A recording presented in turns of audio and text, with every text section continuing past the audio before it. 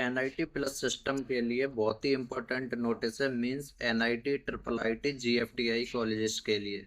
तो इसमें बताया गया है कि जो भी बच्चे जिन्होंने सीट को एक्सेप्ट किया है, यानी कि एसएफ वगैरह पे कर दी है, और जिन्होंने विड्रॉ नहीं किया, सीट कैंसिल नहीं किया, उनके लिए जो रिक्वायर है पीएएफ पे करना है। यानी कि उन्हें जोसा पोर्टल के थ्रू ऑनलाइन ही पार्शियल एडमिशन फीस पे करनी होगी। यानी कि एडमिशन का कुछ हिस्सा आपको पे करना होगा। एडमिशन फीस जो आप फर्स्ट सेम में जाकर पे करोगे, उसका कुछ हिस्सा आपको ऑनलाइन पे करना होगा। तो यानी कि इसका जो मेन जो आपको याद रखना है वो चीज क्या है, जैसे कि पहली बात तो टाइमिंग इसका 22 जुलाई से 24 जुलाई 5 बजे तक है। इसी डेडलाइन के अंदर आपको पे करना होगा।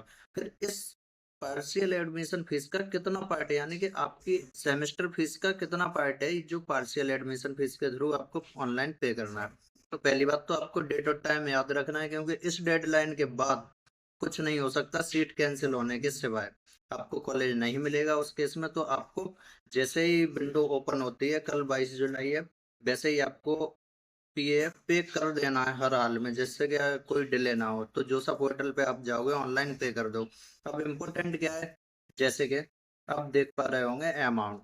तो इसमें जनरल ओबीसी, जनरल ईडब्ल्यूएस, यानी कि ओबीसी एनसीएल ईडब्ल्यूएस और जनरल वाले बच्चों के लिए 45,000 का अमाउंट पे करना है।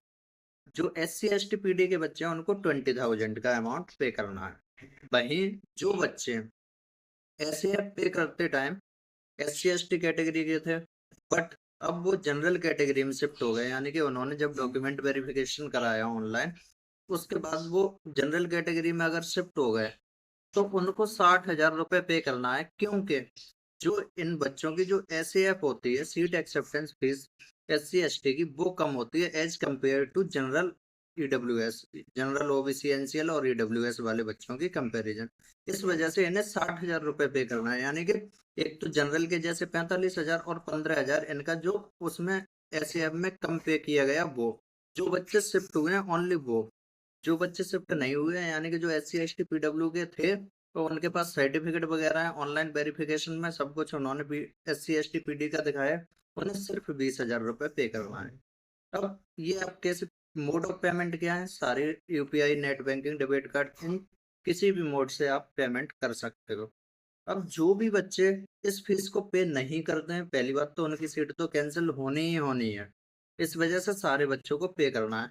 इस फीस का जो हिस्सा है, यानी कि जोसा का जो पार्ट था, वो तो 5,000 तक रहता है, जो आपने पे कर रखा है उसमें से डिडक्ट हो जाता है।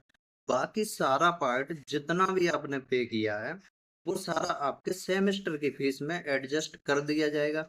आप कॉलेज जाओगे, वैसे ही आपको सेमेस्टर की फीस में वो, आप जैसे पहले सेमेस्टर की जो फीस होगी वो आपको पे नहीं करनी पड़ेगी, क्योंकि आप ऑनलाइन पे कर चुके हो। इस केस में अगर उसके बाद भी मान लो किसी कॉलेज की फीस कम होती है, तो उसके बावजूद फीस बचती है, यानी कि इसमें से आपने पे जो कर रखी है, उसमें से एक सेमेस्टर की डिडक्ट होने के बाद भी फिर भी कुछ पार्ट बच जाता है, वो नेक्स्ट सेमेस्टर के लिए डिडक्ट हो जाता है। तो इस तरह से आपका पैसा वेस्ट नहीं आ जाएगा। तो पीएफ पे करते टाइम ऐसा मत सोचना कि ये पैसा पता नहीं कहाँ जाए। तो ऐसा बिल्कुल नहीं सोचना, आपकी सेमेस्टर की फीस में एडजस्ट कर दिया जाता है। इस वजह से सारे बच्चों को डेडलाइन के अंडर में ये फीस पेमेंट करना ही करना है, अदरवाइज आपकी सीट कैंसिल हो जाएगी। फिर उसके लिए रिस्पॉन्सिबल कोई नहीं होगा।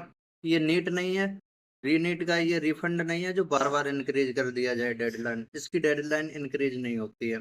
तो आपको इसी डेडलाइन के अंडर में पीएफ पे करनी है। तो यही नीचे जो पॉइंट दे रखे हैं, इसमें यही सब बताया है कि अगर पे नहीं किया, उस केस में आपकी सीट 100% कैंसिल हो जाएगी। फिर उसके जिम्मेदार आप स्वयं होंगे। तो आपको पीएफ पे करना होगा। NIT plus system specially triple IT, NIT, GFTI वाले बच्चों के लिए ये वीडियो था। तो मैं इस वजह से बता रहा हूँ, डेडलाइन के अंडर पे कर दें।